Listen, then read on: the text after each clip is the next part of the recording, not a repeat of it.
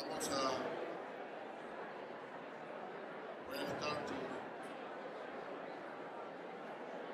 a comenzar.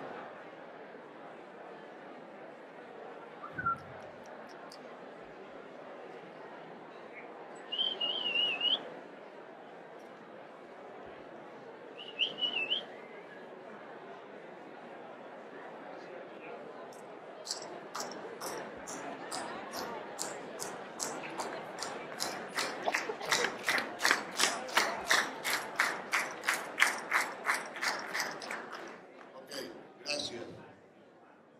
Obrigado. Thank you. Cada palabra que diga fuera de lo que está escrito voy a tener que traducirla, lo cual es muy bueno para no hablar de más. Each word I am adding to, it's already in the screen, how to translate. So it's good not to speak too much. So,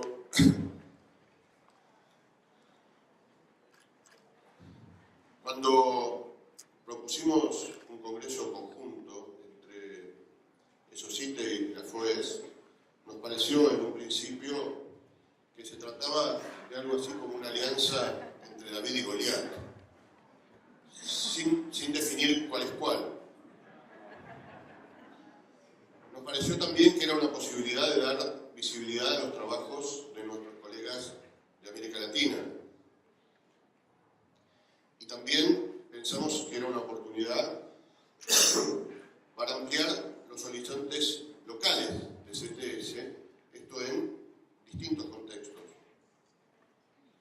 Y finalmente, para que todos podamos abrir nuestras investigaciones a temáticas y objetos diferentes.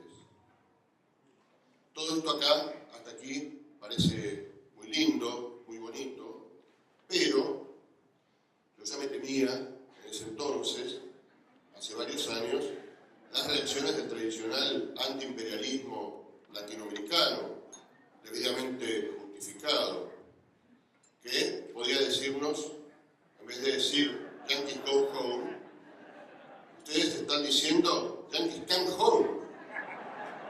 Es mucho peor. Por supuesto, teníamos también mucha preocupación de plantear que el portugués y el español tenían que ser idiomas oficiales. Yo tenía vivo el recuerdo de un colega brasileño, a quien por mucho pudor no voy a nombrar, que en un congreso que se hizo en Lisboa, estaba indignado que no podía hablar su lengua nativa, siendo que era uno de los pocos países en el mundo donde podía hablarla, afuera de Brasil. Y lo tenía muy presente. Entonces, ¿cómo voy a proponer a estos tipos de FORES ya no un congreso bilingüe, sino trilingüe? Entonces, tímidamente le señalé, bueno, nosotros tenemos acá un pequeño problemita, ¿no?, con la lengua, como para ir entrando en clima, mientras pensaba, ¿cómo les explico a mis colegas latinoamericanos que van a tener que hablar en inglés en Buenos Aires? Y que no nos maten. Sin embargo, tengo que admitir, casi confesar, que para mi sorpresa, encontré en mis primeras conversaciones con Gary, que entonces era presidente electo de FORES, y con Trevor, que era el presidente, la mejor disposición. Y de entrada aceptaron inmediatamente que, siendo un congreso conjunto en América Latina con la sociedad latinoamericana, afrontábamos el desafío de que fuera trilingüe. Y aquí estamos. Sin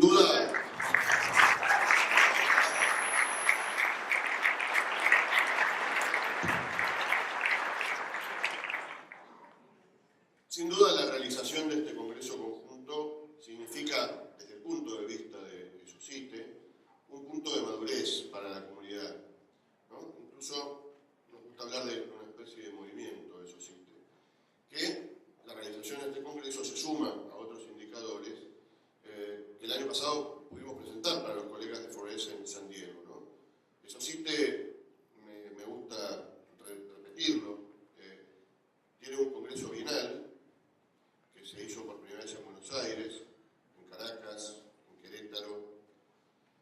Campinas, en Toluca, en Bogotá, en Río, en Buenos Aires de nuevo, en México, y claro, aquí falta la última foto de Buenos Aires, que es la que espero que tomemos todos juntos.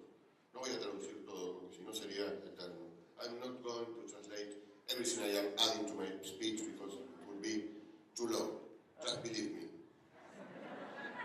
I'm saying approximately the same thing in Spanish that I'm translating into the slides, English and Portuguese slides.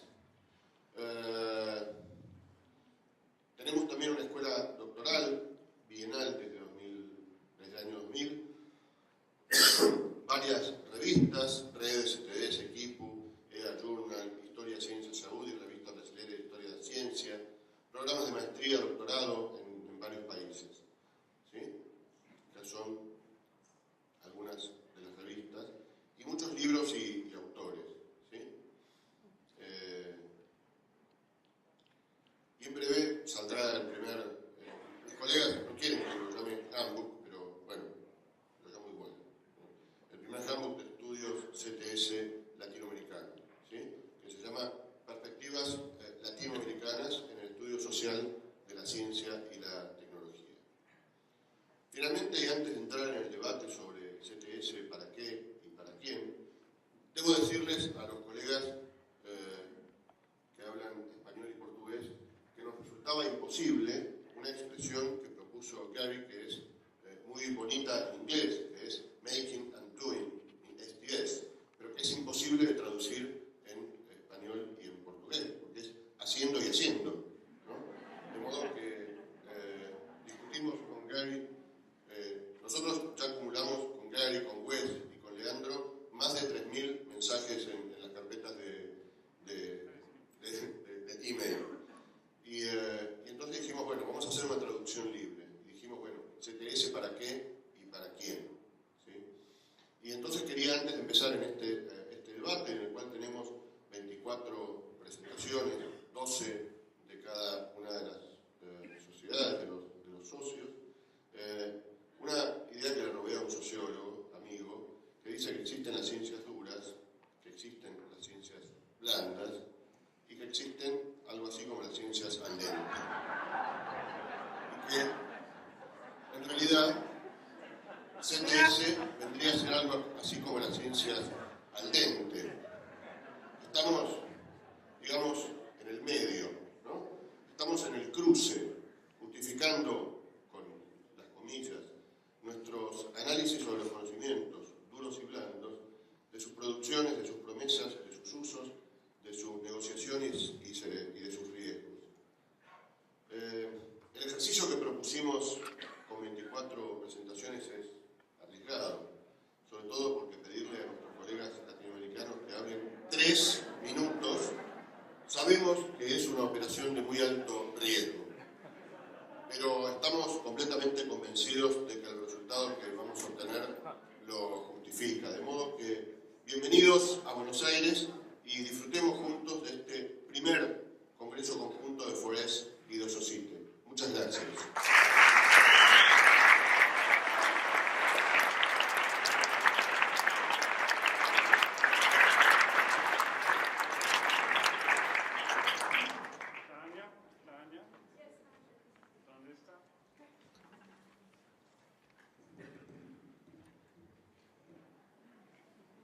My name is Gary Downey.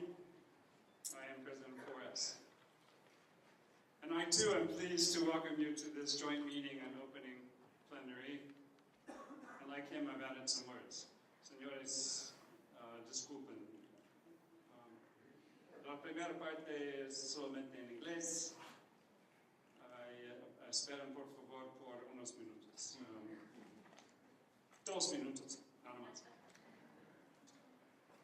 I would first like to alert you that a sizable collection of scholars and friends deserve our appreciation and gratitude for their tireless efforts in putting together this deeply integrated and collaborative meeting Congress. On behalf of 4S now, speaking for 4S, I want to acknowledge and thank the 3 members of the 4S Latin American Network who led our delegation to the 2011 workshop here in Buenos Aires. Their names are Rick Duque, Christina Holmes, and Ivan da Costa Marcos. Please join me in thanking you.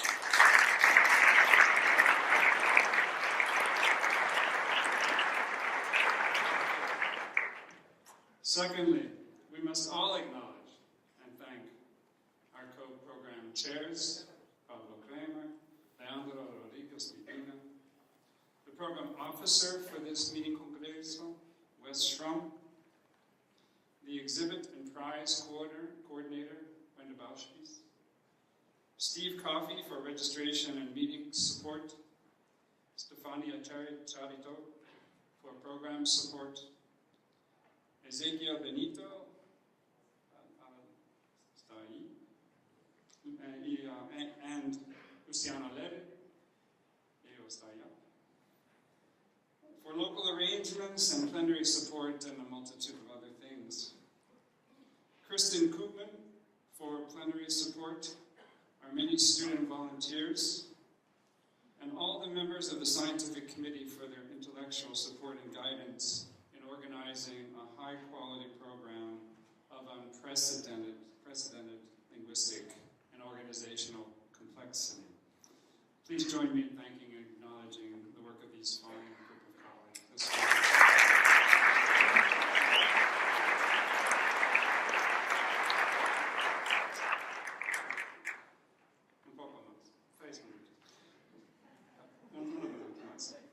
Third, we have decided to kick off this meeting, this Congreso, by challenging ourselves, and by ourselves we include you, to reflect a bit on our scholarly practices of STS knowledge production, knowledge expression, and knowledge travel.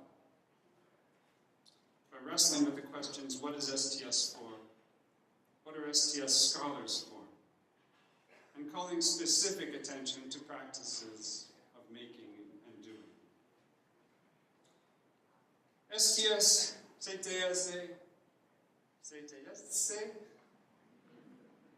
has gained intellectual standing, in part, by critiquing the linear model of knowledge creation, diffusion, and utilization.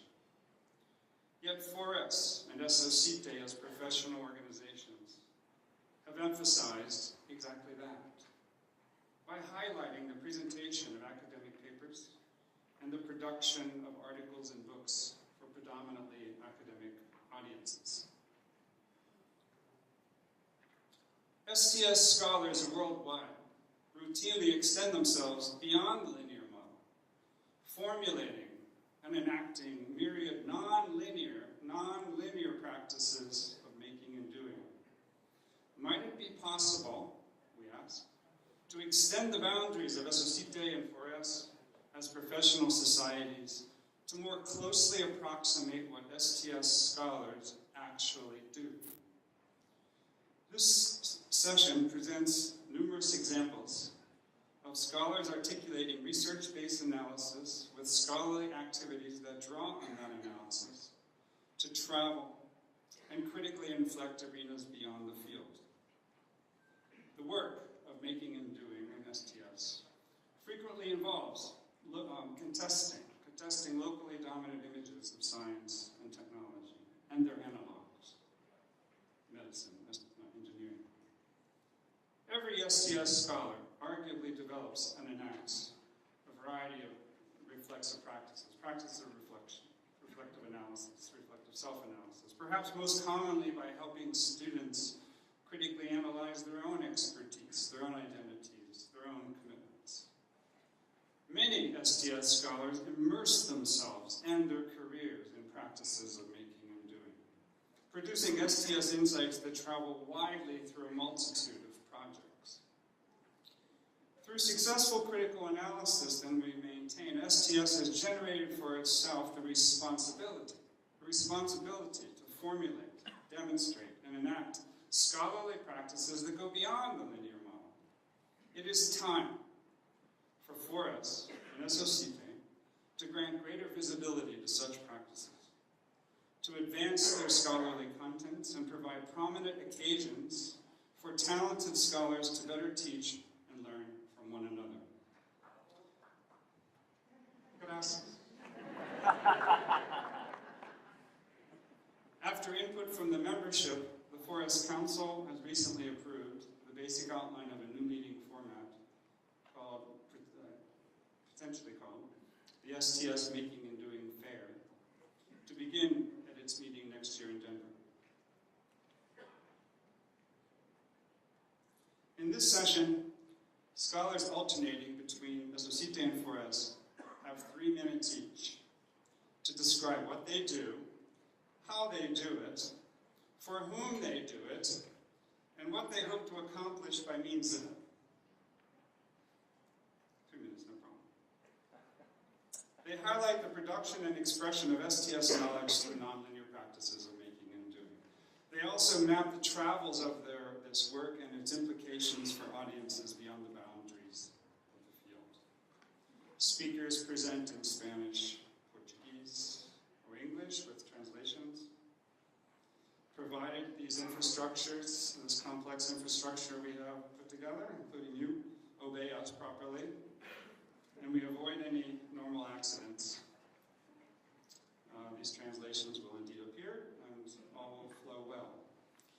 To keep the presentations flowing, speakers will receive a yellow card at 1 minute, and a red card signed at 15 seconds. Thank you very much for joining us.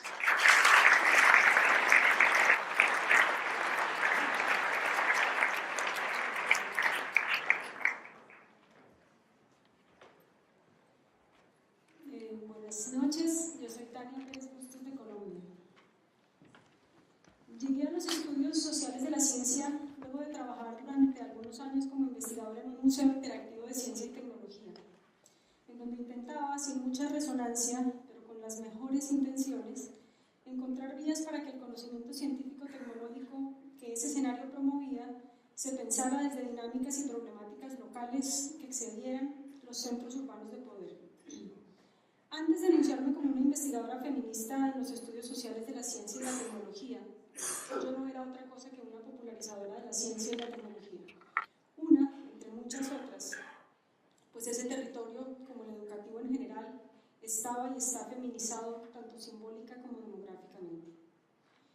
Mi ingreso al campo de los estudios sociales de la ciencia estuvo mediado por el interés que tenía en problematizar mi lugar en el sistema de ciencia y tecnología, un sistema que operaba y opera de modos particulares en el sur, en un sur de naturaleza global, tanto como local. Pero estuvo y está también mediado por el lugar en que me formé.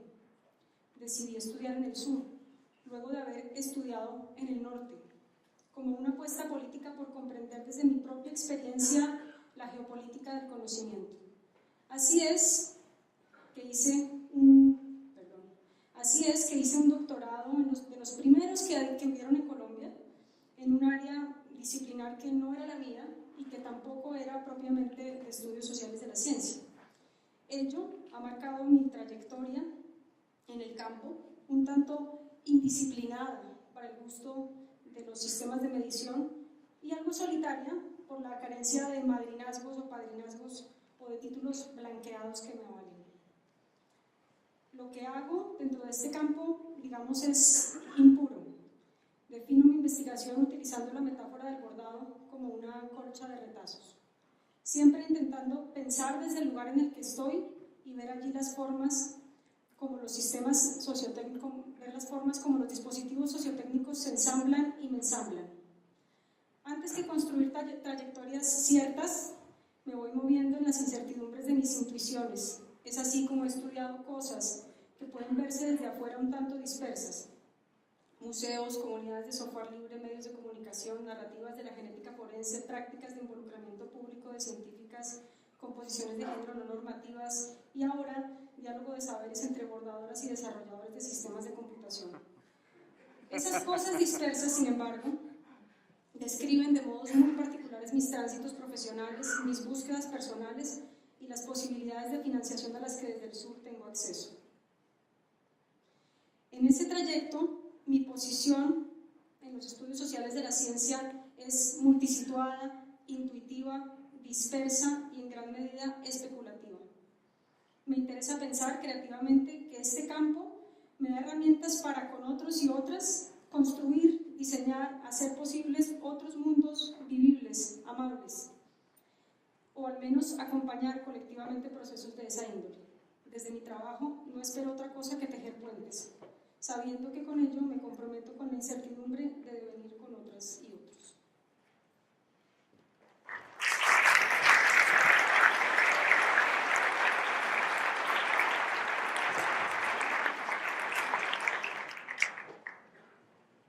Desde finales de mi formación de grado y durante mi posgrado en epistemología, con fuerte impronta neopositivista y clases de lógica de conjuntos, mi interés en cómo se produce el conocimiento se había acotado, por un lado, a las ciencias sociales y por el otro al entorno de mi país y en menor medida a América Latina.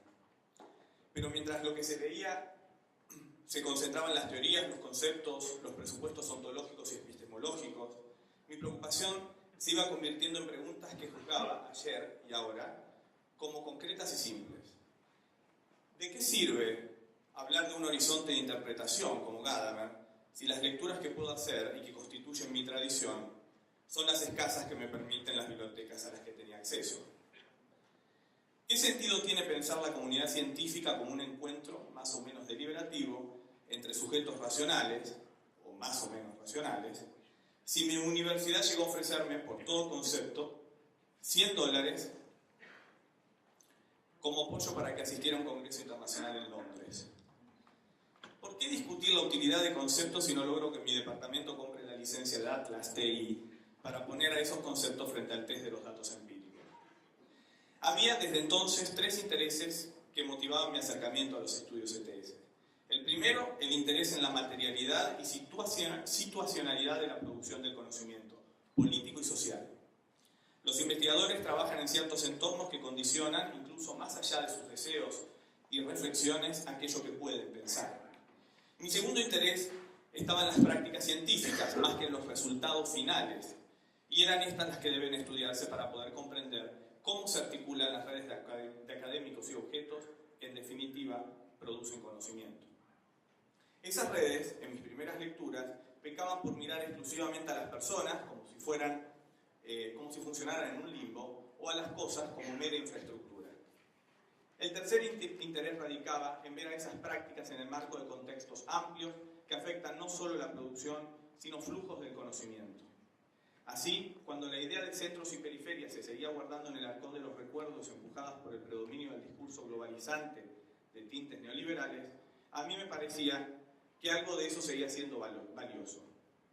Debí pasar por otra maestría bajo la influencia de Don Idy y el Techno Science Research Group de Stony Brook y un doctorado en el que desde la sociología insistí sobre las carreras académicas de politólogos en Argentina para descubrir que los estudios ETS eran el terreno apropiado para avanzar en estas preguntas e intentar una pequeña contribución.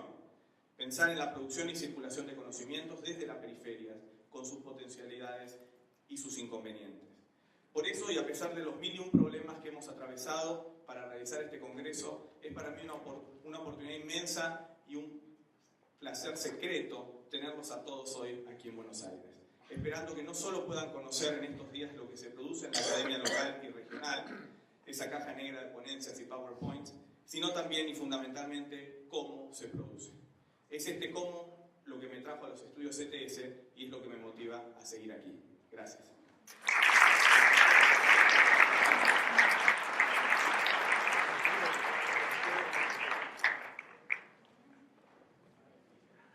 Estudios sociales de la ciencia y la tecnología, una perspectiva latinoamericana de izquierda. Eso está en portugués. Los estudios tienen que generar una política de ciencia y tecnología post-neoliberal, que nos va a traer una plataforma cognitiva de la economía solidaria, la sociedad que queremos. ¿Qué prometió nuestro modelo socioeconómico eurocéntrico? A economía formal ia crescer e absorver a economia informal. Setor atrasado, cultura primitiva, baixa produtividade. American Way of Life. O que nós tivemos? concentração de renda, ou seja, as mesmas senhoras estão ali agora catando lixo quando não encontram comida no lixo. O que foi prometido? A concorrência intercapitalista, a tecnociência, a inovação nos darão uma sociedade melhor. O que nós conseguimos? Obsolescência planejada, deterioração programada, consumismo exacerbado e degradação ambiental. O discurso da direita. Temos que promover a inclusão social, qualificando os excluídos para incluí-los na economia formal, na economia capitalista. Gerar lucro, mais-valia. Tecnociência convencional é da empresa privada. Nos prometem emprego e salário, que não vai chegar. Provas disso temos aos montes, muitas. Essa tecnociência convencional é a plataforma cognitiva da economia formal capitalista. Ela só serve para isso, não serve para construir uma outra sociedade. Jobless Growth Economy, Jobless Growth Economy. Não tem jeito de sair disso, a não ser rompendo com o capitalismo, a não ser privilegiando uma nova sociedade. Proposta da esquerda, a nossa proposta. Apoiar a inclusão social usando o poder de compra do Estado para promover cadeias de produção solidárias. Emprego e salário não vamos ter.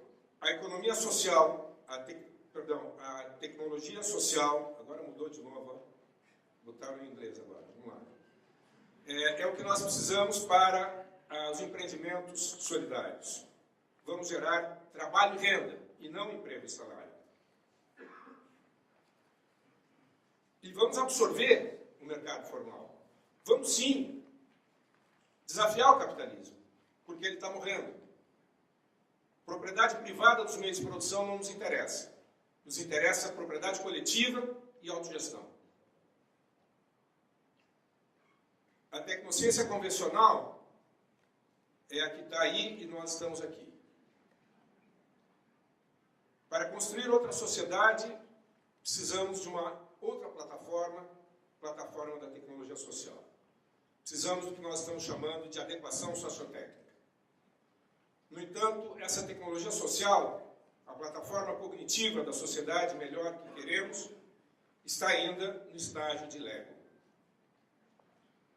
Os estudos que critiquem a neutralidade e o determinismo tecnocientífico para informar uma política de ciência e tecnologia pós-liberal ajudarão a evitar a barbárie. Join the club.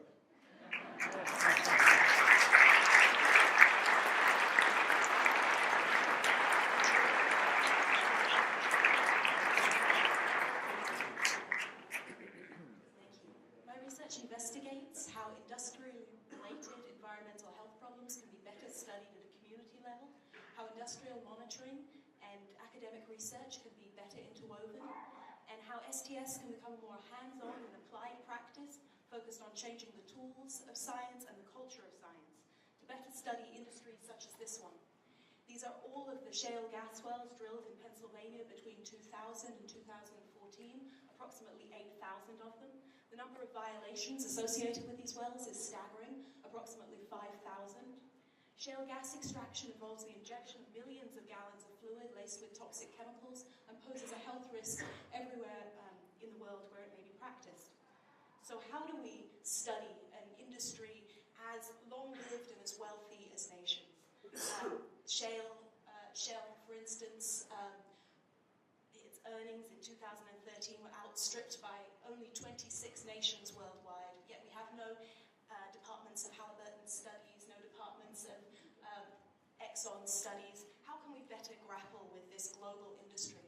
I've been developing a set of strategies to better study the industry, the first of which is WellWatch, an online community platform for sharing experiences with shale gas extraction that I pilot tested in 2010 and 2011.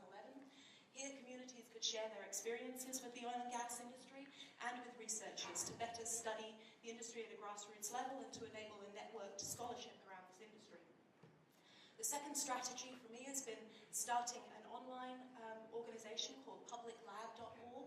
Public Lab is an open source hardware and software community that develops low-cost tools for community-based environmental monitoring.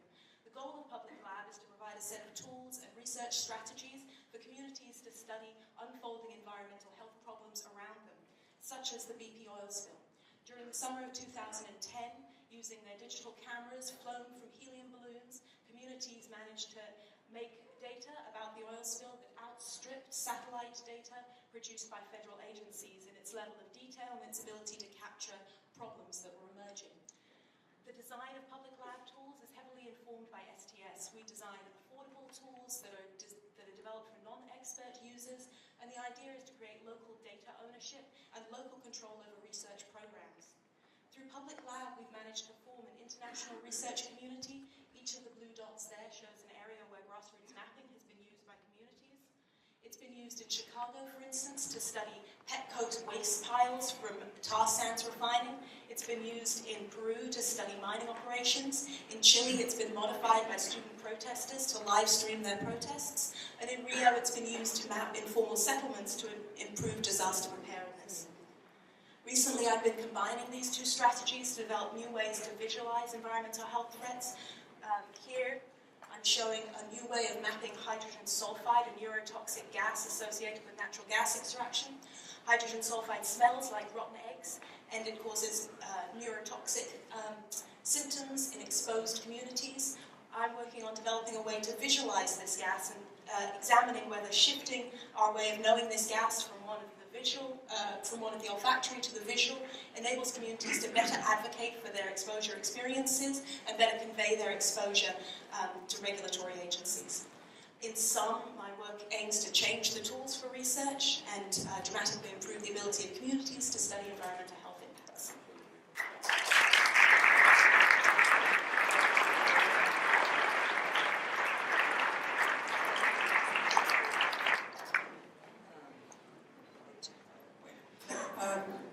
A mí me interesan demasiadas cosas, entonces es un lío. En 3 minutos decidí hablar de las CTS en la era de la globalización. Y lo que quiero hacer es tratar de entender cómo es que llegamos a tener la ciencia y la tecnología que tenemos en el mundo actual y cómo se expresan los cambios de percepción en diferentes contextos socioculturales. Así como también de explorar cómo se pueden generar discursos internacionales no hegemónicos en diálogos que puedan promover un verdadero debate entre múltiples conceptos y culturas de pensamiento social y trabajo académico. ¿Por qué? Porque donde quiera que miramos encontramos culturas, etnias, sociedades, grupos sociales que han heredado diferentes bagajes culturales en los que la ciencia y la tecnología juegan y han jugado papeles particulares en combinaciones únicas y repetidas a la vez. Tal vez esta es el área más compleja y menospreciada de investigación en los estudios sociales e históricos de la ciencia. Hay culturas y civilizaciones que consistentemente absorbieron y transformaron el conocimiento llegado de afuera. En muchas partes se perciben semillas de cambio, de novedad, y creo que hay que aportar a la construcción de nuevas plataformas de pensamiento. ¿Cómo hacerlo? Bueno, la globalización necesita conocimiento internacionalizado. No obstante, ese conocimiento se crea a través de marcos analíticos que se dan en sociedades nacionalmente confinadas. Las reflexiones sobre lo social que se globaliza requieren un diálogo global entre los científicos sociales, de los cuales, sin embargo, la mayoría queda invisibilizada. Los fenómenos globales necesitan la complementación reflexiva de lo social, mientras que se han constituido históricamente sobre la base de la hegemonía reflexiva de visiones del mundo occidental. En una era en la que los estudios CTS están siendo atacados por varios flancos, como irrelevantes o como instrumentos de hegemonías engañosas, el haber podido desempeñarme como académica en varios países de nuestra América, contribuyendo al rico proceso de comprensión creciente de la ciencia y del pensamiento en el mundo contemporáneo, ha sido para mí un verdadero regalo, como es este de estar aquí con todos ustedes. Muchas gracias.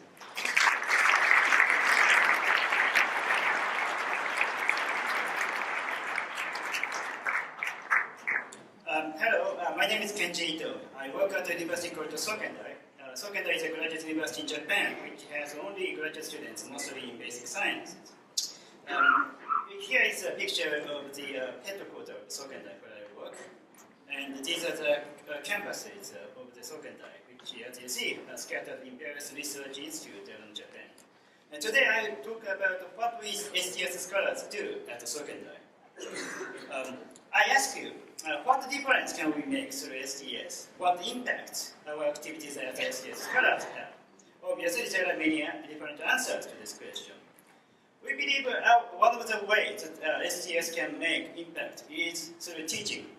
In particular, we believe that we can make a big difference by producing scientists who can think about social basis and the impacts of their own scientific activities.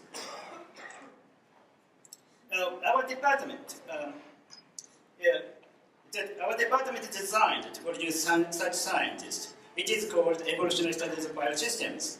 It is an interdisciplinary department among the 20 or so faculty members. There are about 1/5 STS scholars, and the rest are biologists. Our department accepts graduate students both in biology and STS. Students in either field have to study the other field by using 10% of their time. STS students have to study biology, including experiments, and learn actual scientific practices. Biology students have to study STS by taking courses and conducting small research projects in STS.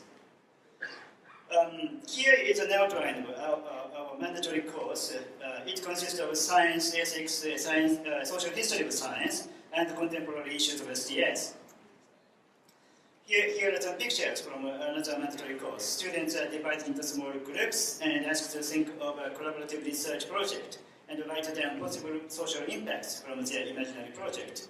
It is meant to give students an opportunity to think about various pathways of impacts that scientific research can have. Here are some of the topics as a small STS project by biology students. We ask the students to submit their findings in the form of a paper, which we call sub-thesis. The scientists who can reflexively think about social basis and possible impacts of their own research might be called reflexive scientists. If there are more scientists of this kind, we believe there will be less problems arising from the intersections of science and society. Hence, we believe that producing such scientists will be one of the most significant ways in that STS can make differences. So that's what we do. Thank you.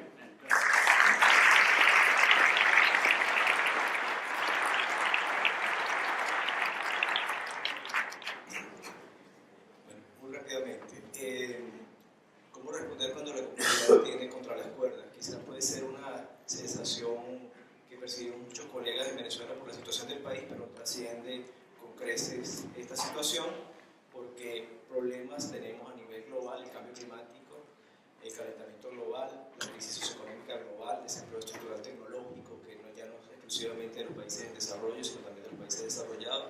A nivel regional, el impacto socioambiental del extractivismo, ¿no?, con sus profundas implicaciones ambientales y sociales, y eso nos plantea sin duda una inflexión civilizatoria. ¿Cómo responder entonces desde ciencia, tecnología y sociedad?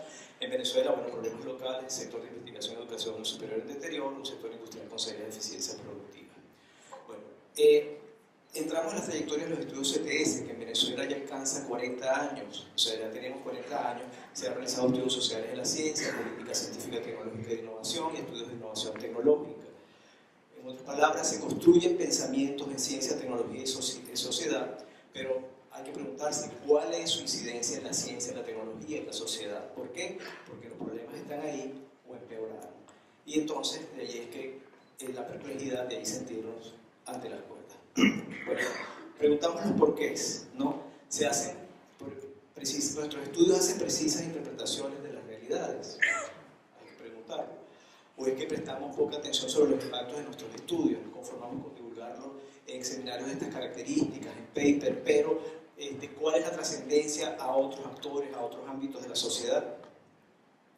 ¿Okay?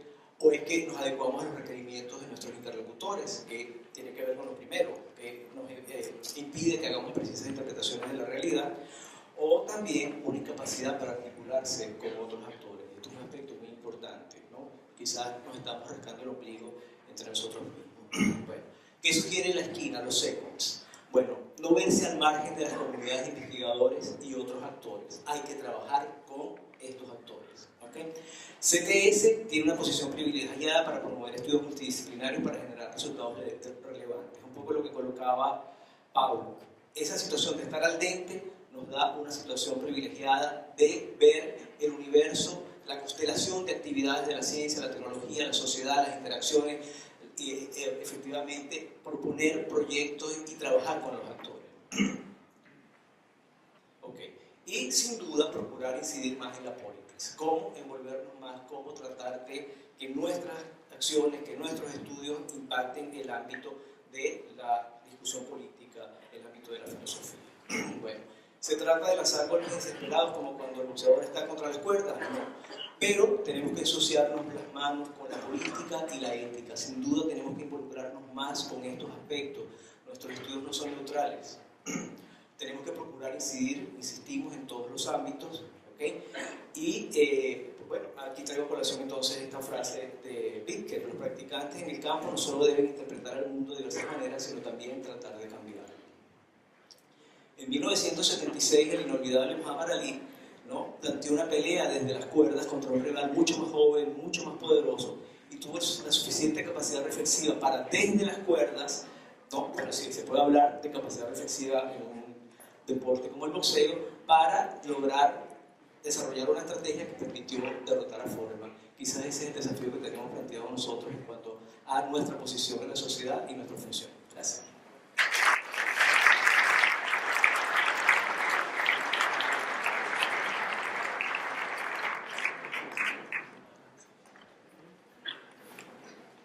Tres minutos. That sounds like 3 minutes. There must be some mistake around here, but I'm going to do my best. When you've been in the field for a while, it's actually rather difficult to remember why it is you ever felt like doing this in the first place. But it was a very good exercise to think about, well, why do you do it? And in my case, the best I could come up with is to say, well, if you start from the left, you see Thomas Kuhn, Mary Douglas, Dorothy Nelken, people who, for me, were extremely influential, actually not so much Thomas Kuhn per se, but certainly the whole rise in the 1970s of the post-Kuhnian sociology of scientific knowledge. Many colleagues in the room are connected with the Edinburgh School or the work of Harry Collins. I hope Harry's here somewhere. Those kind of people, for me, that was a revelation that you could think of science in that way. But at the same time, and coming from the right side of the table, you've got issues like asbestos. That's what's represented there. And talking to asbestos workers and realizing that the challenges of doing work, which we would call STS, are really so much more complicated when you get into actual contexts. My PhD, in fact, was about vehicle safety, because drawing on the work of Dorothy Nelken and among others, the idea of looking at the relationship between scientific uncertainty and controversy, or the need to make public policy, very much caught my imagination. And here's a quotation from Dorothy Nelken nearly 40 years ago, but in many ways it captures that sense of the relationship between science and democracy, which remains almost a passion and obsession since. It's an interesting question whether you would phrase this in the same way today. Just looking at that quote and seeing how it seems to assume that the people who possess knowledge are different from the people who will be affected. We probably wouldn't phrase it like that today. The whole discussion about citizen science or localized knowledges, or the way in which expertise is distributed in society, I think takes us to a rather different place, but still, it's not a bad place to begin. So what do I do? Well, recently, a lot of my work's been about public engagement exercises, and particularly the relationship between public engagement and scientific governance. So the left side represents work with my host, who's also here, looking at the relationship between public engagement and nation building. The work on the right represents work with Kevin Jones and Tony Elgo Jensen, where we looked at the ritual aspects of public engagement, We use kendo, the Japanese martial art, as an example. I think tango would be a much better example to describe what's going on here, but I won't pretend to know very much about tango. How do you do it? Well, it's always seemed to me that the important aspect of this is to open up multiple perspectives, to look in STS for new angles, new viewpoints, new voices. That quote from Berger and Moore is just one example of the kind of thing I've got in mind. So we would say that rather than, for example, simply simplifying the role of institutions, it's important to look at the ways in which you can explore ambiguities in engagement exercises and see that ambiguity not as a negative characteristic, as we usually do, but to some degree as a positive. And with my horse, again, we have a book chapter which will be coming out very soon, which tries to explore that. We'll be talking about it tomorrow. How do you do it? Well, it's always seemed, for me and for a lot of other people, I don't claim to stand alone here, that one way you do this is by precisely the theme of making and doing. Actually seeing practical interventions, seeing closer interactions with, for example, policy process is the way of doing STS. For whom do I do it? Well, the answer is a lot of people. I want to thank the photographer who took the picture. Sergio Sismondo, at least is recognizing I was trying to be funny here. I'm not sure about Trevor in the middle there. But I think it's important to have a very broad range of audiences, from STS colleagues, students, citizens who participate in these exercises, scientists, and people who in one way or another are committed to building a better, more ecological society. Thank you.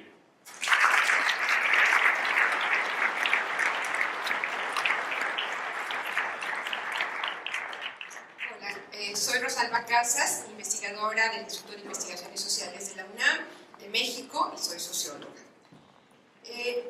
Yo voy a responder a estas preguntas no desde lo que hago como investigación, sino desde lo que pienso que es el campo y que debe hacer el campo. Las dos preguntas pueden tener varias respuestas, si uno las responde desde su enfoque teórico-metodológico o desde la perspectiva de tres de las principales actividades que pienso debemos hacer, que es la investigación, la educación en ciencia y tecnología o el diseño de políticas. Y cualquiera sea la opción, la idea de sociedad explícita en nuestro campo en español, que en español decimos ciencia, tecnología y sociedad, debe estar en el centro. Eso me parece muy importante. ¿Para qué son los estudios CTS? En el ámbito de la investigación, para analizar los procesos de generación de conocimiento, los factores externos e internos que lo promueven o lo limitan, y los paradigmas epistemológicos que lo sustentan. En el ámbito de la educación, para la construcción de una cultura científica de la población y de una conciencia de responsabilidad social en los científicos. En el campo de las políticas, para analizar, explicar y avanzar formas para orientar la ciencia y la tecnología hacia objetivos de desarrollo y para proveer criterios de responsabilidad social en las interacciones entre ciencia y tecnología con áreas de interés público. ¿Para qué sirven los investigadores del campo CTS? Para generar conocimiento científico situado sobre las relaciones CTS en contextos específicos de desarrollo, así como para contribuir al avance de las ciencias sociales, puesto que muchos de nuestros estudios están insertos justamente en marcos más amplios de disciplinas sociales. Para proponer formas de construir una cultura científica en la población y para generar ciudadanía. Para la formación de científicos con responsabilidad social en atención a la reducción de la pobreza y la inclusión social. Creo que aquí nosotros, los científicos de este campo, tenemos mucho que hacer para generar justamente esa conciencia. Y para proponer orientaciones de política que atiendan las necesidades sociales y las condiciones de vida de la población. Como ven, mi presentación fue realmente muy corta. Muchas gracias.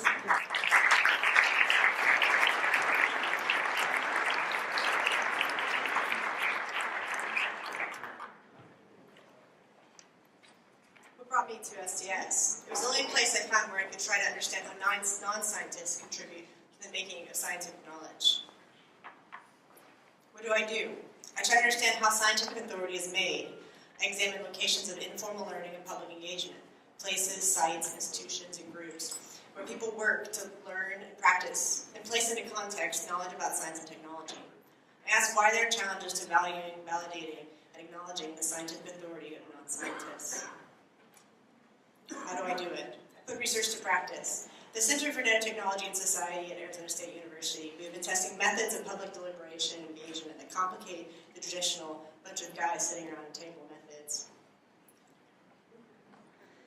These novel methods, described by Davies et al. In 2012 as material deliberation, have included such things as immersive simulations, gaming, experiential art, walking tours, and photography.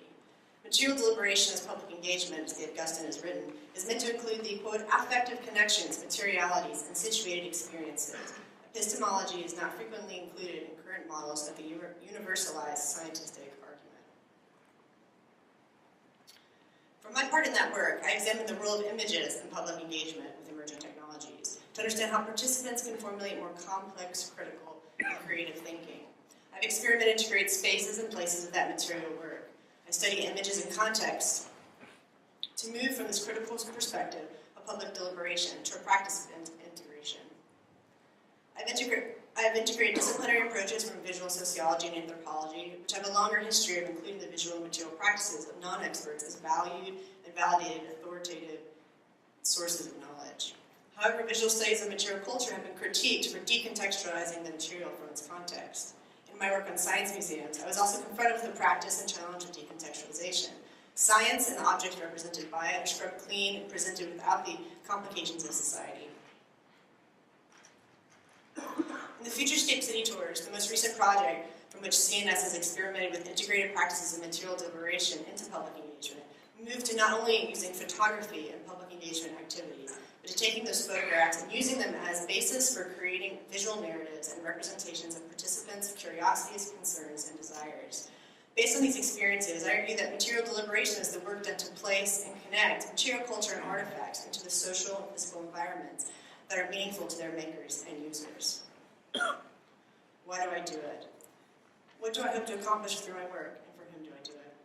In the move from research to practice, the value of material deliberation is to give authority to making as knowing in public engagement. By identifying the assumptions and practices that exclude certain knowledges and expertise, because they do not take the right form, we can better distinguish what's been missed, or perhaps even how our current governance structures might look different if those alternative knowledges of artists, of publics, or even scientists are included in an authoritative form. Thank you.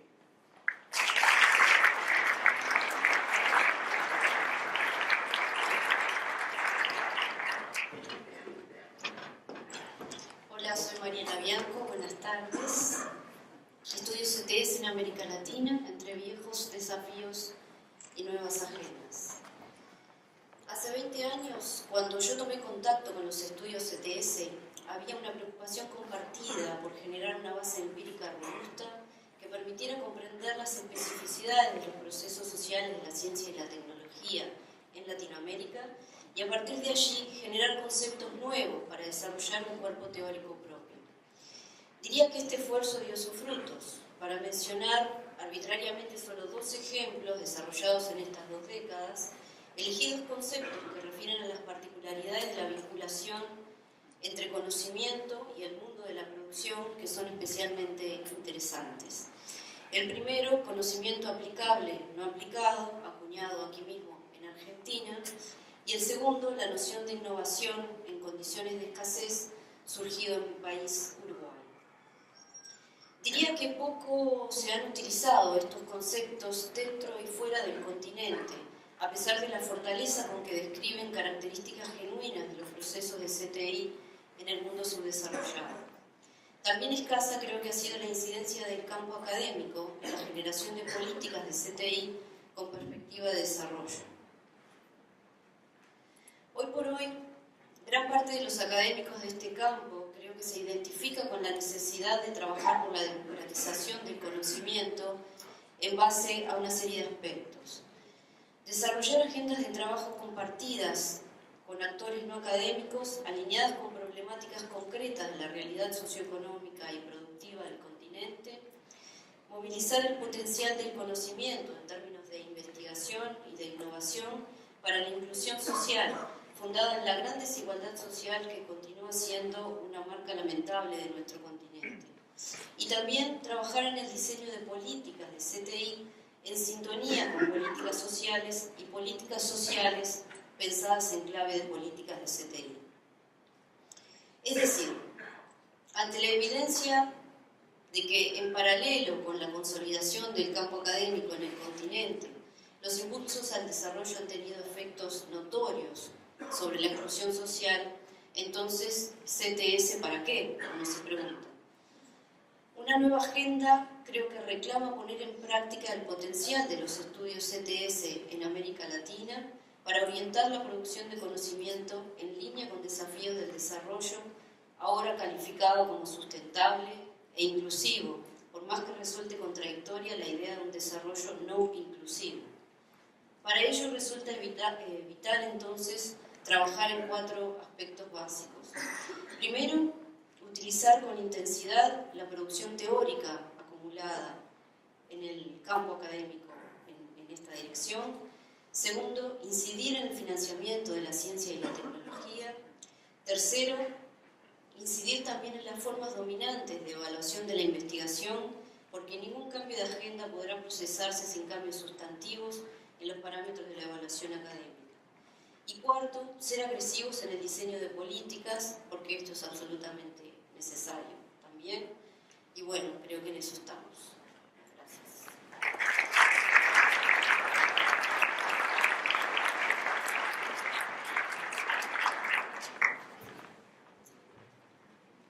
Hello, my name is Jessica Mesman. I'm from Maastricht University from the Netherlands. My research focus is on patient safety in intensive care units. And I'm actually not so much interested in why things go wrong, why they make mistakes, but I want to know how do they keep it safe, and especially the informal and the mundane aspects of safety. That's what I'm interested in. Now, to open up this theme, I used the notion of ex-novation.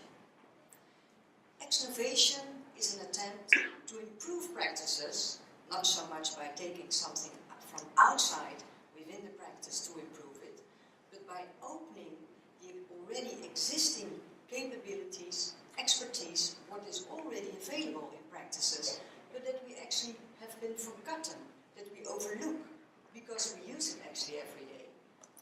Now, what do we need to see what goes into the ordinary? We need first insiders' knowledge about the routines, but we also need distance, the outsider's perspective, to see actually the ordinary. Therefore, I use the method of video reflexivity. Video reflexivity is making videos of daily routines. Next, they make a selection. They select particular clips, and then they show it to their colleagues during reflexivity meetings, and they discuss it. In this way, they can perceive themselves, but also their colleagues, from another angle, from another distance, from another perspective, and therefore things become different. This is an example of collaboration. Video reflexivity works in terms of practice improvement because it triggers a lot of discussions. It also raises renewed awareness about how things are actually done every day. But it also facilitates bottom-up improvement, and it supports collective decision-making processes. So we can actually say it's a form of self-management. Now that leaves us the question, what leaves it for me as an STS scholar who really would like to make a difference in practice? Over the years, I've been a clinalist, a collaborator, as well as a facilitator. A clinalist, a clinical analyst, is doing videography for data collection and analysis. And if there's any practical improvement related to my work, it's a kind of a positive side effect. However, as a collaborator, I'm actively engaged with their concerns, and I work together with them. I work together with them in the video team, and together we try to make a difference. At the same time, I collect my data and maintain continuing my research. But I think it's important, actually, that teams in practices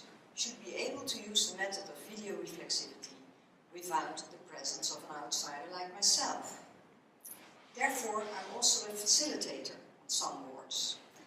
I train teams in order that my presence become obsolete. So in this case, making a difference is a form of planned obsolescence. And here we see also being a researcher while making a difference at the same time can be done in different ways, in different styles, in different moments. Thank you for your attention.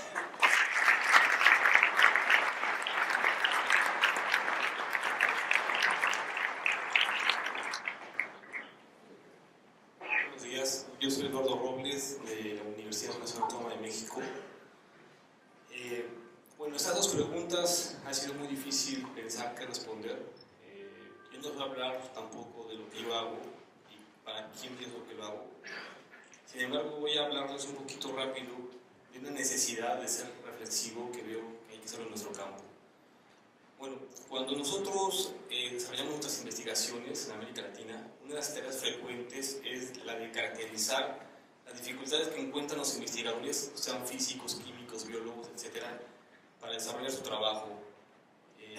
Uno de estos factores es la escasez de recursos, la falta de conocimientos, de reconocimiento y los recursos humanos son algunos de los factores que ya Marcos Cueto señaló hace tiempo en su texto sobre la ciencia bajo adversidad en América Latina, y de aquí yo pongo ese título, los estudios ETS en adversidad, sobre todo, bueno, en México, ¿no?, que es lo que yo voy a hablar.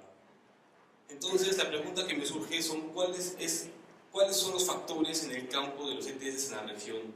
En México los factores mencionados por Cueto, yo los veo hoy en día aún presentes. Además, podemos constatar para el campo ETS que hay un aumento, que no hay un aumento en programas de posgrado, para el caso de México, que existen pocos grupos de investigación, pocos espacios de diálogo y discusión científica y pocas oportunidades para los jóvenes recién formados en el campo, entre otros temas. Hace poco, platicando con un compañero, él me decía que cuando él terminó el doctorado, veía que llegaban otros jóvenes recién doctorados a México y él le daba mucho miedo porque no veía plazas. Entonces él pensaba, él se preguntaba, ¿qué voy a hacer si no hay plaza para mí? Y veo que vienen otros colegas recién formados. Por otro lado, existe una serie de problemas nacionales y regionales muy importantes sobre los cuales las agendas de investigación y los recursos se encuentran centrados. Me refiero a equidad de género, migración, violencia, cambio climático, etcétera, etcétera. Y a esta lista no exhaustiva hay que agregar el desarrollo de ciencias y tecnologías emergentes que también llaman bastante la atención, tanto para nosotros también como para las políticas y algunos tomadores de decisiones. Sin embargo, existe una demanda de realizar estudios sobre ciencia y tecnología por parte de algunas instituciones académicas y gubernamentales, pero esta demanda, para mi frustración, se centra frecuentemente sobre la producción de indicadores sobre ciencia y tecnología, y de ahí tengo la impresión que no pasamos, lo que deja, frente a esto, muy poco espacio para el desarrollo de otras temáticas de interés para los ETS. En este escenario y frente a las preguntas de esta plenaria emergen numerosos temas como de la necesidad de la reflexividad en nuestro campo, el cual ya lo comentó Leandro, ya lo comentó el colega de Japón, y bueno, creo que eso es una de las necesidades que tenemos que hacer. Gracias.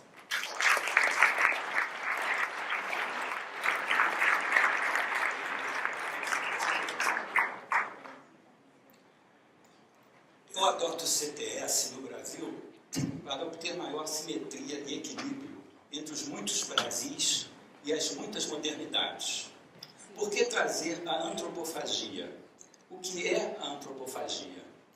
A antropofagia aponta possibilidades de desenvolvimento históricos, alternativos, não antagônicos, libertos da mortificação cristã e do utilitarismo capitalista. A antropofagia traz à tona uma mudança intensa de valores em relação à calculabilidade burguesa. A antropofagia é uma poderosa metáfora descolonizadora e significa uma incorporação transformadora.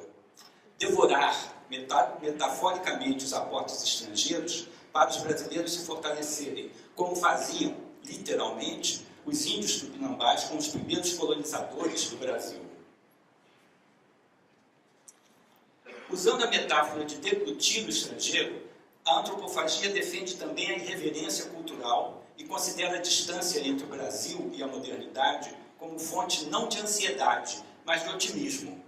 A fórmula famosa to be or not to be, that's the question, é uma cópia, certamente, mas de efeito regenerativo. A antropofagia não estava instrumentalizada para superar o divisor ciência-cultura e fazer a crítica das ciências e tecnologias europeias. Nós, nesta sala, sabemos que os estudos CTS podem ser esse instrumento que faltou à antropofagia. Dialogar e interferir não significa demonizar a tecnologia ocidental, mas significa, sim, colocar em cena a pergunta: o que o campo CTS pode fazer com e para as redes em que você escolheu viver? Os estudos CTS mostraram que outras entidades de conhecimento, além das entidades avalizadas pela epistemologia ocidental hegemônica, merecem não só existir e resistir, mas podem também adquirir respeitabilidade em questões de, por exemplo, limites e confiabilidade de conhecimentos científicos, o que constitui pesquisa legítima ou direitos à propriedade intelectual. A antropofagia pode digerir o iluminismo europeu.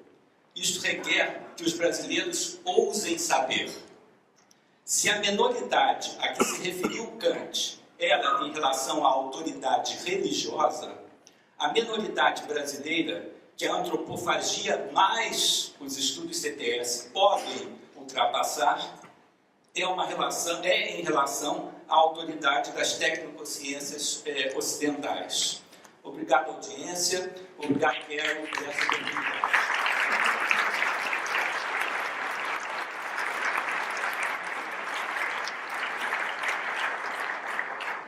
Hola, mi presentación se llama Método Sublime Sociotécnico, algunas reflexiones sobre la emergencia del estudio CTS en Chile. Pese a partir con retraso en relación a otros países de la región, los estudios CTS han experimentado un destacable nivel de crecimiento en los últimos años en Chile, motivado por la formación de investigadores de posgrado y el acceso a publicaciones. Un número creciente y heterogéneo de investigadores chilenos ha adoptado acercamientos CTS en sus trabajos, lo que se ha visto reflejado en publicaciones, fotos de investigación, la contribución de una red de investigadores CTS Chile, entre otras actividades. Este auge, sin embargo, también conlleva riesgos. Personalmente creo que uno de los temas más críticos se deriva de la manera en la cual CTS ha viajado a Chile. A mi parecer, en su movimiento desde Europa y Estados Unidos, CTS ha devenido mayoritariamente en lo que Latour denomina un móvil inmutable. Por un lado aparece como móvil debido a que se la entiende como un conjunto de conceptos que se puede mover sin que su efectividad disminuya, incluso si eso implica separarla en los espacios locales y en los casos de estudio en relación a los cuales fueron desarrollados. Por el otro aparece muy inmutable en el sentido de que una vez que se realiza esta separación, los conceptos CTS se entienden como formando una teoría social convencional, un conjunto formalizado de axiomas y conceptos que no puede ser modificado sin desvirtuarse. Como resultado, CTS en Chile deviene principalmente en un artefacto cuya máxima novedad radica en generar lo que llamo, adaptando a Leo Marx y a David Nick, un sublime sociotécnico. Al igual que su concepto de origen, el sublime sociotécnico se refiere al sentimiento de maravilla y también de terror, derivado del descubrimiento de las múltiples posibilidades de la aplicación del concepto de lo sociotécnico al análisis de temáticas concretas. Este entusiasmo radica especialmente en la promesa que este concepto pareciera incluir de superar las limitaciones impuestas por las separaciones tradicionales entre objeto y sujeto, entre naturaleza y cultura, entre las ciencias naturales y las sociales, y un largo etcétera de otros modernismos. Esta percepción provoca que con frecuencia los practicantes de CTS en Chile parezcamos vendedores viajeros ofreciendo la última novedad conceptual extranjera. Los conversos de CTS vamos así de lugar en lugar, de tema en tema, diciendo a los actores implicados cómo han estado equivocados todo este tiempo, cómo el mundo no es como ellos lo conciben, sino que está lleno de híbridos, actantes, ensamblajes y etc. Y que si ellos han fallado en verlo así, es solamente porque ignoran su propia política ontológica. Como resultado, en vez de constituir una versión probablemente local, híbrida y heterogénea, CTS en Chile amenaza con volverse monstruosa, una entidad sólida e intolerable que incluye todas las temáticas y niega la validez de cualquier otro acercamiento. Ante este riesgo, creo que es necesario hacer un llamado a la humildad, a valorar la fluidez y la adaptación, a la necesidad de restablecer la conexión fundante de CTS entre teoría y casos empíricos, y por sobre todas las cosas, a luchar por mantener la alteridad, como Liam Brown propuso en un paper bastante influyente Constituyente del año 1994. Mantener la alteridad de otras formas de comprender el mundo, transformar a CTS en un articulador de diferentes epistemes y no en la última episteme, por mucho vértigo que nos provoquen sus posibilidades. Gracias.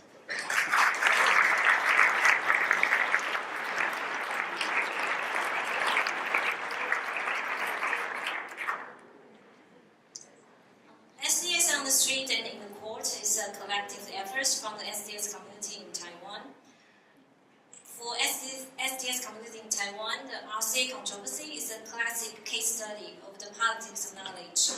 RCA Radio Corporation of America, an electronics company, first moved to Taiwan in 1966 and shut down all its factories in 1992. RCA left Taiwan, but its pollution did not. In 1998, the Taiwanese Environmental Protection Agency declared the former RCA factories to be toxic sites. The former workers, mostly women, have long suspected that the high incidence of cancer was caused by the toxic chemicals in the workplace. The incident, they decided to sue RCA. This is the first ever case in Taiwan in which workers have collectively sued a global company. The most challenging part of the lawsuit is the scientific evidence that links the high incidence of cancer with the pollution.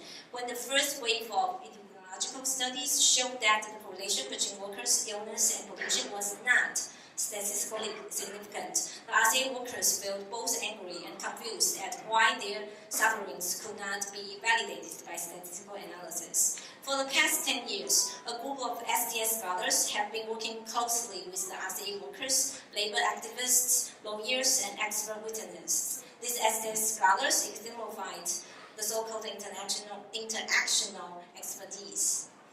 Firstly, they assisted the RCA workers in collecting health data to better prepare for the lawsuit. SDS scholars were doing Taiwan's first popular epidemiological studies. Secondly, they challenged the bias of the early epidemiological findings and inspired local scientists to produce better research. For example, Professor Yiping Lin pointed out the gender bias of RCA's epidemiological studies, which had been built upon a traditional model originally focusing on the male industry workers in the Western countries. Professor Lin's criticism inspired epidemiologists to change their sampling method to include women under 20 years old who had worked less than 3 months. This inclusion led to the statistically significant findings that female workers exposed to such toxic chemicals had a higher incidence of breast cancer. Thirdly, as these scholars work with lawyers to interpret scientific evidence, they told them the politics of reading scientific findings, discussed the limitation of science, and reflected upon to what extent justice needs scientific evidence. For ordinary global citizens, many of the most complicated and painful controversies relate to science. The RCA case demonstrates how SDS links heterogeneous actors in a court in seeking for a solution. The RCA workers, activists, and lawyers have appreciated SDS as something that binds diverse actors together in working for justice. At the end of this year, the judge will make the final decision for the RCA case, and we will definitely share with you the last episode of this SDS doing and making in Taiwan. Gracias.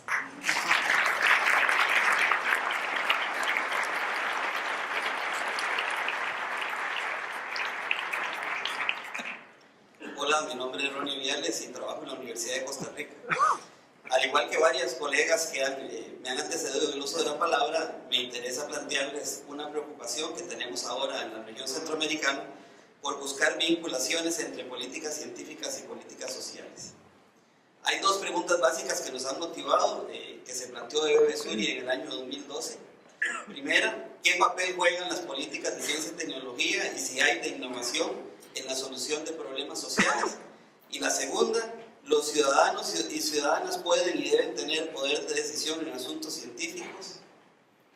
Hay que retomar también algunos planteamientos más clásicos en América Latina, como el de Amílcar Herrera, que señalaba una distinción entre la capacidad para la innovación tecnológica y la capacidad social de la innovación.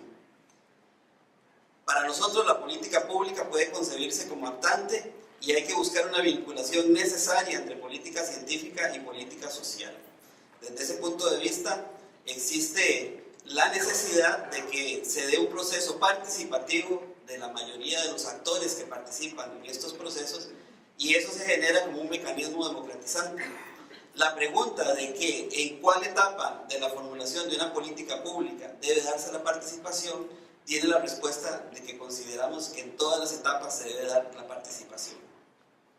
En este momento creemos que coexisten 4 tipos de ciudadanía: la ciudadanía primaria, donde nos encargamos de ejercer nuestro voto; la ciudadanía secundaria, en términos de la participación en la sociedad civil; la ciudadanía supranacional, precisamente con el desarrollo de las TICs, que también abre algunas posibilidades, pero también brechas; y debemos construir una ciudadanía sociotécnica planteada por Hernán Thomas, entre otros colegas, básicamente para que investigadores y comunidad empiecen un proceso de interacción. Esto se complementa con el problema de la incidencia de lo que podemos denominar la comunidad científico-política o político-científica contemporánea. Los investigadores y las investigadoras deberíamos ser reconocidos como expertos, pero a la vez generar criterios que sean retomados por las autoridades políticas para construir políticas nacionales, pero también regionales y locales en el ámbito de la ciencia, la tecnología y la innovación. Estos argumentos que provienen de los científicos y las científicas también deben estar al alcance del público y deben responder en gran medida a las necesidades sociales. Por eso los problemas científicos también se tienen que concebir como problemas sociales. Es muy importante considerar en toda esta dinámica que el contexto importa, que lo que planteemos tiende a ser relativo. Hay diferentes lenguajes de valoración de lo que planteamos y seguimos diferentes estilos y lógicas de investigación. Por esa razón creemos que la participación de actores múltiples constituye un determinante fundamental para poder cohesionar políticas científicas y políticas sociales. Muchas gracias.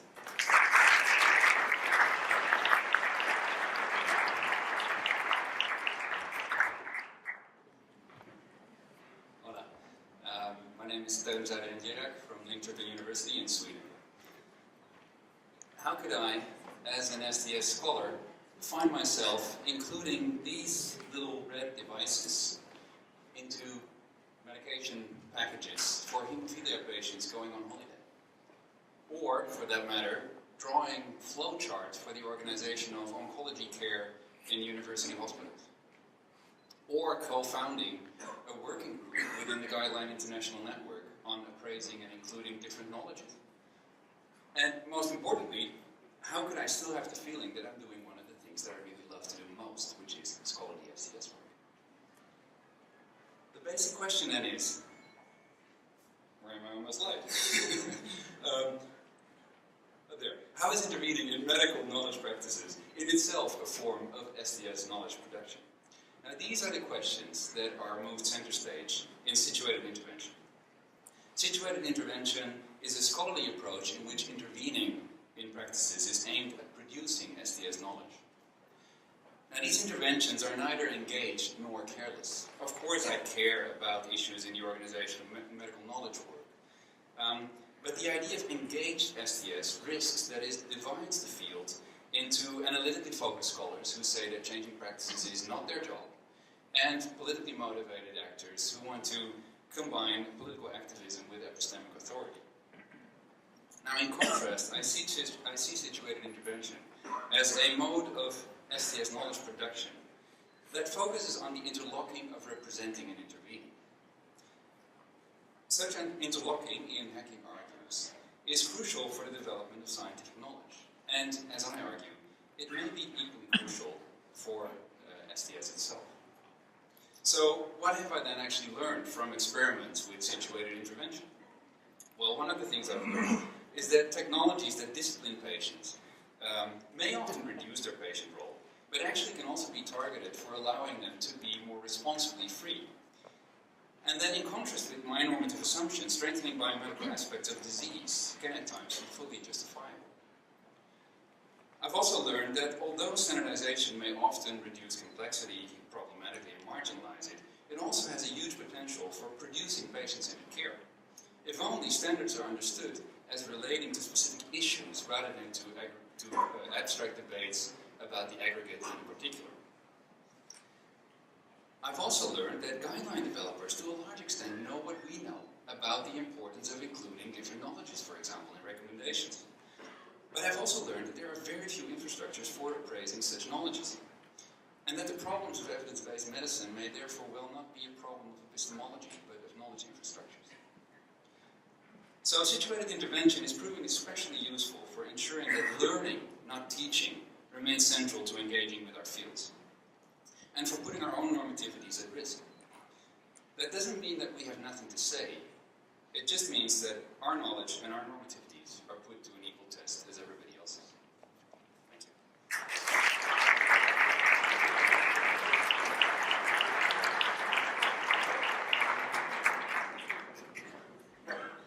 Podem os estudos CTS servir para situar radicalmente qualquer conhecimento, inclusive os próprios estudos CTS? Mantenho as esperanças de responder essa pergunta com sim, podem e devem, se quisermos que eles sirvam para alguma coisa. Porque falar em estudos CTS de forma genérica equivale a atribuir-lhes de forma sutil um caráter universalista. Assumidos equivocadamente como uma unidade homogênea, os estudos CTS seriam então aplicados às nossas realidades, por sua vez, tornadas em uma unidade América Latina igualmente problemática. Estudo CTS, América Latina, duas entidades que se parecem singularidades homogêneas sem multiplicidade. É preciso, portanto, restaurar suas multiplicidades, fazer o que o antropólogo brasileiro Eduardo Viveiro de Castro chamou de desgeneralização, uma proposição que julgo semelhante à engenhosa formulação de John Locke, mais que um e menos que muitos. É essa desgeneralização que procuro praticar através da combinação de dois esforços. Primeiro, o das descrições densas, entendido como esforço da construção de uma narrativa atenta às particularidades e à materialidade. Segundo, o esforço da historicização, pois isolados das circunstâncias históricas de sua concepção, quais os problemas originalmente enfrentados, quais os efeitos então pretendidos, quais os beneficiados, etc., etc., fatos e artefatos tornam-se universais, neutros e naturais. Historicizar, portanto, equivale a desnaturalizar, por sua vez equivalente a mostrar as possibilidades de outras trajetórias. É exatamente o que essa múltipla América Latina necessita, de conhecimentos alternativos frente a uma ciência ocidental sequestrada desde seu nascimento pelos problemas e práticas de euro-norte-americanos. Não se trata de ser contra a tecnociência euro-norte-americana, mas sim de levar a sério o fato estabelecido nas últimas décadas pelos estudos CTS, de que não existem formas dadas no mundo esperando para serem descobertas. As formas, especialmente os fatos e artefatos tecnocientíficos, podem ser diferentes nos diversos lugares do globo, como propõe Wanda Costa Marques. E se podem ser diferentes, então os espaços para as tecnociências latino-americanas, um adjetivo que não quero alinhar a nacionalismos e sim a conhecimentos situados, não só se abrem, como se multiplicam.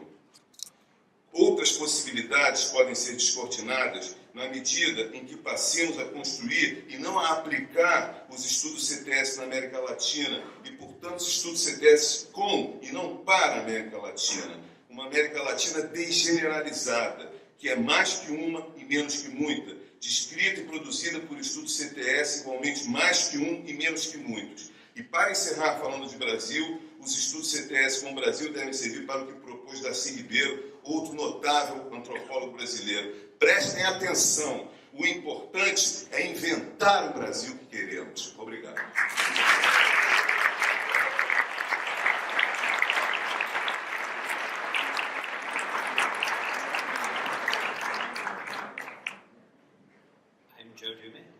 I study how science and medicine change.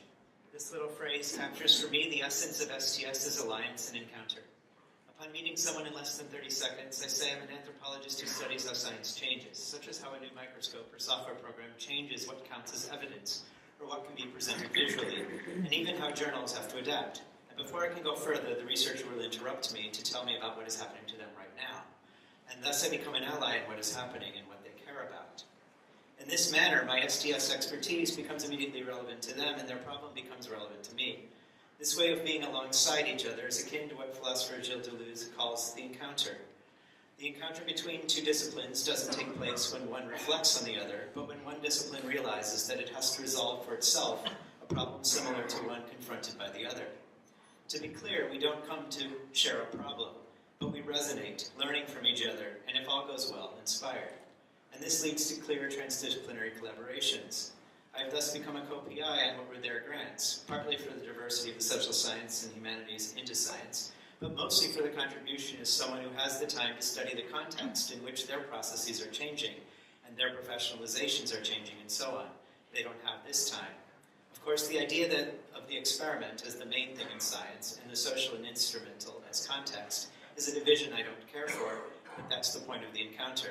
We each come to the encounter with different languages and priorities, including conceptual ones. Right now, my encounters primarily revolve around the Keck Caves, a holodeck-like virtual environment in which the scientist's data floats in front of them to be explored, examined, expanded, twisted, shrunk, colored, measured, and so on.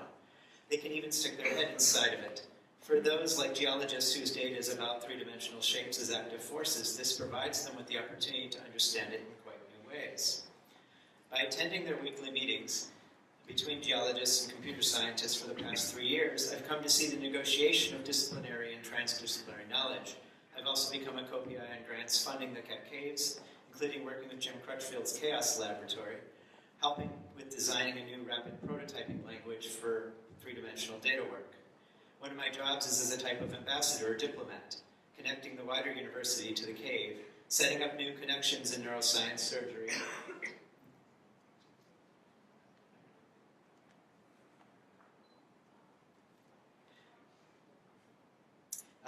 veterinary medicine, fascia, and ecology. My strange enthusiasm for what might be possible draws up possibilities for new uses of the cave, new software developments, and new forms of research in these disciplines. As I become involved with performance studies graduate students who bring decades of experience in choreography, theater, and street art, I've been able to write grants at the intersection of art and science, fostering encounters that advance computer science, theater, and dance alongside each other. And this type of humanistic intervention using the cave as provocation led to another series of collaborative grants around gaming and digital humanities, including a new Humanities Innovation Lab. A gaming lab where we study how people play games, design our own games, and research new game interfaces. My current obsession with being game design is a way of teaching and doing social science, such as a game on fracking, where you play a company and try to grow as big as possible before the world ends. I'm fascinated with how the frame of designing a game attunes one to how any news item or complex article can be mined for its dynamics and interactive elements, and how this changes the sense of what a social scientist is really doing. Teaching freshmen about fracking as game design made them completely unafraid, yet super careful about learning the economics and tactics and regulations at stake.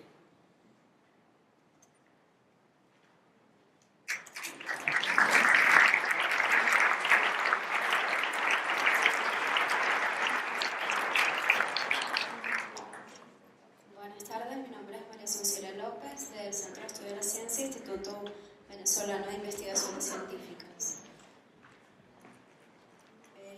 Bueno, cuando hablo de problemas locales, solo para precisar, me refiero a aquellas problemáticas que presentan paralelamente elementos, actores, relaciones y configuraciones que expresan dimensiones globales en términos de la teoría de la mundialización de la economía, la cultura, la ciencia y la tecnología, y también expresiones locales que denotan particularidades y especificidades.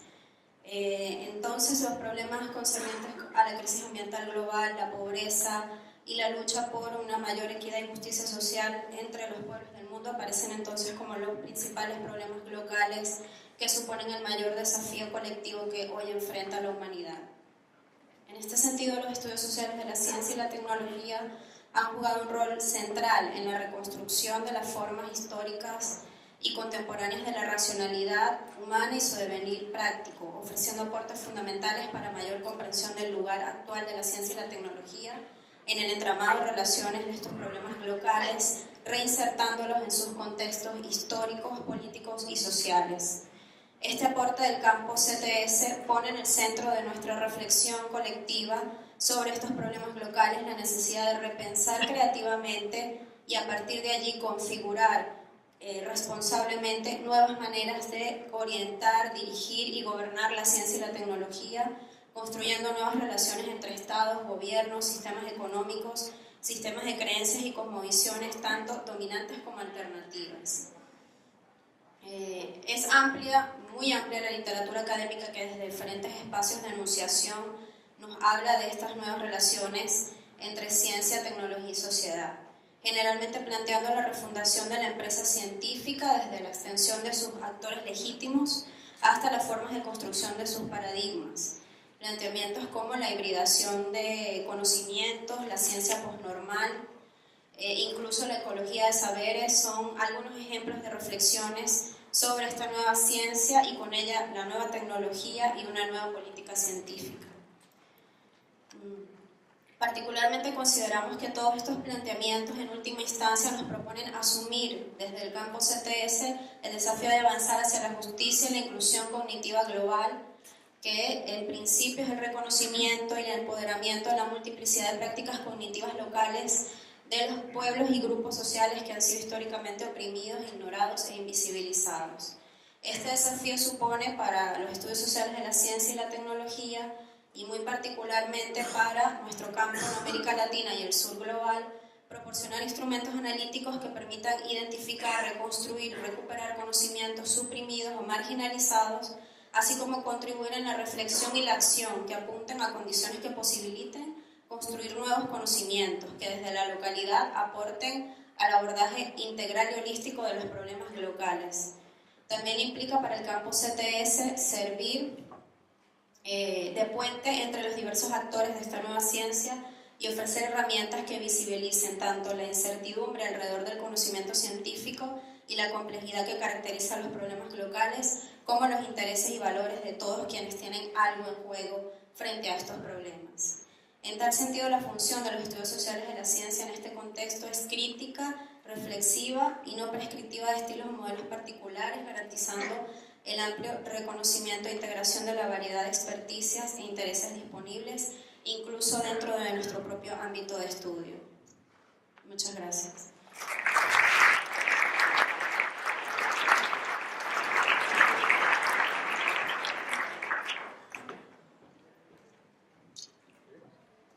Over the last 6 years, I've been studying synthetic biology and I've become increasingly embedded in the field. Most of my work is conducted in collaboration with scientists and engineers, and these aren't people I study and then leave. I interact with them on an ongoing basis. And I know this is not unique to me, many of us are in this situation. Science, technology, engineering and mathematics are considered to be the engines of economic growth. So STS researchers are increasingly getting written into scientific research projects with the pressure to deliver to externally imposed agendas and danger of falling into a service role. So my problem is somewhat different from the one posed in the introduction to this session. My problem is that I am too engaged. I take their money and my hands are dirty. So in this context, I think it's very important to have an answer to the question, what is STS for? Because without an answer, it will be assumed that we do things like bioethics, regulation or outreach. The for in this question, I don't want to read in an instrumental manner. I think it's very important to say, what does STS stand for? That's my formulation of this question. In this context, I think STS stands for opening up, promoting reflexivity, challenging dominant frames, which may involve being subversive or playful, showing that things could be otherwise. And this is a very familiar STS phrase, but I think it's quite liberating, because by revealing the contingency of technoscientific choices, we show how they can be changed. It's also about transcending disciplinary boundaries, and this is what drew me to STS in the first place. And I do really value the discussions I have with scientists and engineers because they force me to challenge my own assumptions. I think it's because we transcend these boundaries that we're sensitive to other ways of seeing the world. And this means that we bring other voices into the discussions of science and technology. But being for these things isn't comfortable. But I do think this is discomfort is at the heart of STS, because we attempt to combine theoretically informed scholarly analysis with critical, transformative interventions within technoscientific worlds. And I think this actually opens us up to criticism from all sides. It opens us up from criticism from academic colleagues for selling out, and criticism from scientists and policymakers for not adequately facilitating scientific work. But I do think we need to embrace this discomfort. And one way of doing this is to create new spaces where we can bring together people across disciplines and professions and have new types of conversations. So what these spaces would look like, who would be involved, and what we would make and do in them are issues I think we need to grapple with together.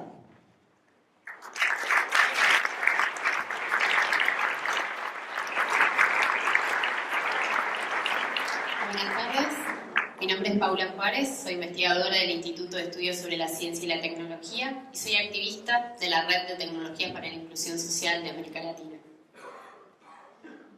Una pequeña reflexión sobre los estudios CTS. Hemos logrado pasar de los determinismos a la co-construcción sociotécnica y hoy podemos afirmar que las tecnologías no son universales, no son neutrales, no son autónomas ni evolutivas. En este sentido, toda tecnología es política.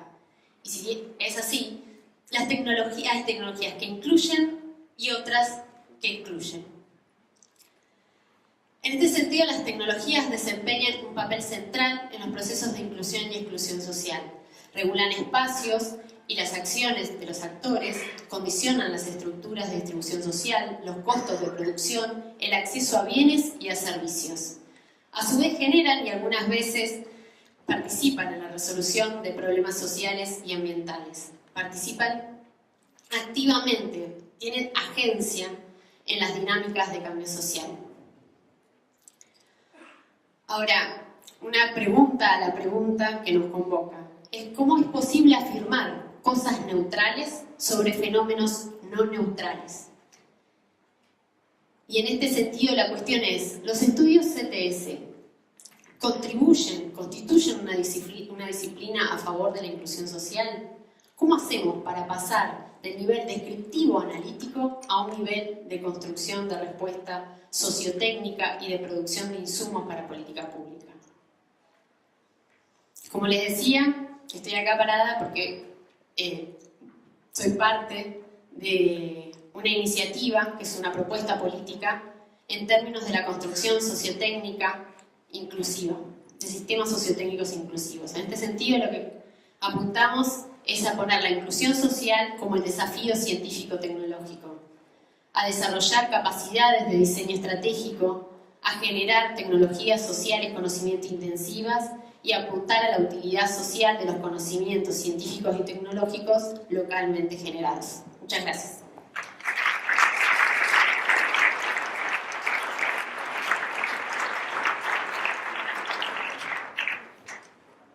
Good afternoon. My name is Kim Fortune, and I'm a cultural anthropologist working in the Department of STS at Rensselaer Polytechnic in Troy, New York, USA. I began my research career in the early 1990s in Bhopal, India, where a recklessly run American pesticide plant had released tons of toxic gas into a sleeping city. My research focused on effort to have the health claims of gas leak victims heard by the courts.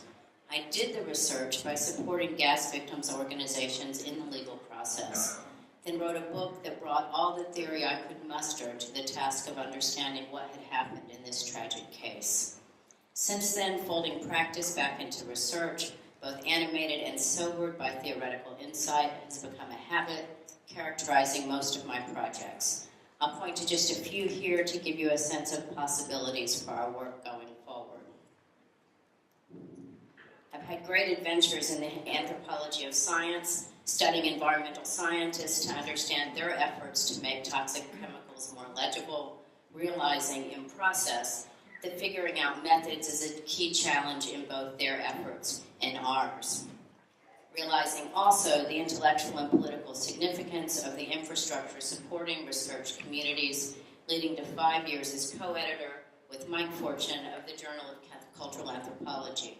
Selected to serve in this role largely because STS was seen as a place of methodological and theoretical insight and engagement with matters of important concern. Theory also folded back into practice and politics and work to build digital infrastructure for the journal and move it to open access. Cultural Anthropology went open access this year. I am so pleased that 4S also has an open access journal underway, and that a new open access feminist STS journal journal Catalyst will launch in spring 2015.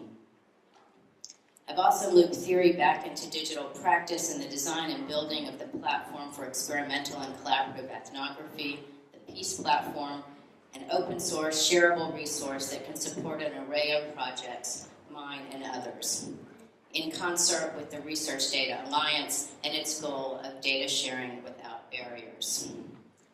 Peace was first built to support a project called the Asthma Files, designed to bring people together in new ways to address the global air pollution and asthma crisis. Peace also supports an international network of researchers who study disaster, oriented by STS. Disaster STS is a lively while sobering arena of work. The very need for it points to the complex conditions of late industrialism, where entangled and degraded systems, ecological, technological, political, discursive, are ripe with potential for crisis and injury. Already there are an array of powerful projects underway in disaster STS, including one to bring STS into medical education in Japan in the wake of Fukushima. Late industrialism has also thrown me into the work of eco-ed, in which I help my university students, mostly engineering students, loop ethnographic understanding of environmental problems back into K-12 teaching. STS laces it all together. I'll close emphasizing that I see great potential for STS in years ahead through the kind of international collaboration we are part of today, with constant relays between theory and practice, scholarship and politics. I especially applaud younger scholars for taking on this far from straightforward challenge. We'll be at our best working at the challenge together across generational, national, disciplinary, and other lines that easily divide us, but also can be grounds for an STS with great dimensionality. Thank you.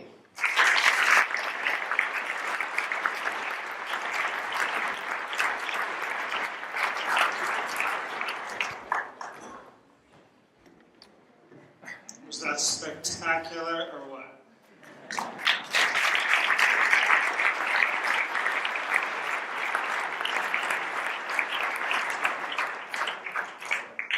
I have chosen the right career. You have chosen the right career. We in STS do important work. This field is important. Our practices of knowledge production, knowledge expression, and travel. Our practices involve that enact scholarly making and doing are important. The question and answer portion of this plenary session is more of a gift-giving exercise.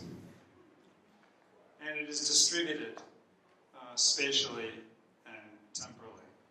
In other words, it's not taking place here. It begins with the reception that immediately follows this plenary. And in the convento, the convent, first the convent and the church that's directly behind the hotel. First, I would like to ask you on behalf of Pablo and other organizers, I would like to ask you to give a gift back to the 24 speakers, to one or more of the 24 speakers who just gave gifts of themselves and their work to you. Please approach one or more of these speakers and share how the practices of making and doing in your scholarship, your STS scholarship, relates to theirs. Build a conversation. Perhaps initiate a collaboration. And then secondly, please extrapolate this exercise. This is an assignment. We've heard a lot about pedagogies. And pedagogy is important to me. So we're giving you an exercise. Please extrapolate this throughout the joint meeting, the Congreso. Approach someone you don't know. This is an important step. Someone you don't know. You don't do this in comedy. Corridor talk is usually about those with whom you do know. Approach someone you do not know and ask, what do you do as an STS scholar? How do you do it? For whom do you do it? And what do you hope to accomplish by means of it? and give a gift back. Consider doing this at least once a day through Saturday. Our goal is to enlist you in strengthening the field, or dare I say discipline. Come to accept the term of STS, CTS. We want to make more visible and grant higher status to the non-linear practices of making and doing that we enact as STS scholars and as exemplified here today. We want to challenge you to share and improve them, just as the speakers in this session are challenging themselves. STS work in all of its dimensions and in all of its varieties is important. In this program, we ask you to bring in the program, the formal written program, Pablo and I asked you to bring your tools and building materials. I think I should also ask your dirty hands. Celebrate your dirty hands. Thank you, Jim. Now we ask you to share them. Reflect on how you might redesign them. Okay, your hands on the wall, I guess. And go build new ones. Thank you very much for attending this.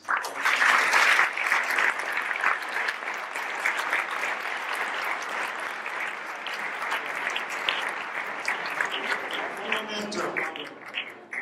Quiero decir algo.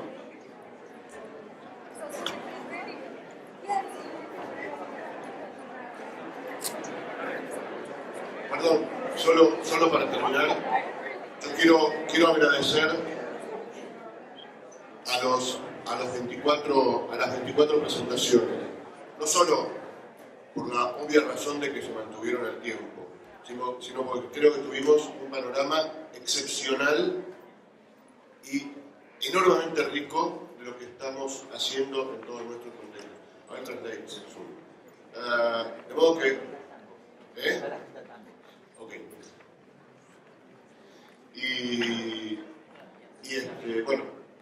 Y entonces deberíamos agregar que los invitamos además a las sesiones, a las clases de tango que van a tener lugar dentro de un rato. Okay, I will translate. I would just like to thank the 24 presenters because there was not only, obviously, they took exactly the time they had to, but there were 24 exceptional presentations that are bringing us a very wide panorama of our common studies and of our common interests. And thank you very much. Finally, we are invited for tango lessons that will take place anywhere in the hotel. So we are all invited to try for the first time, or the second time, or the 10th time if you like. So thank you very much. Thank you.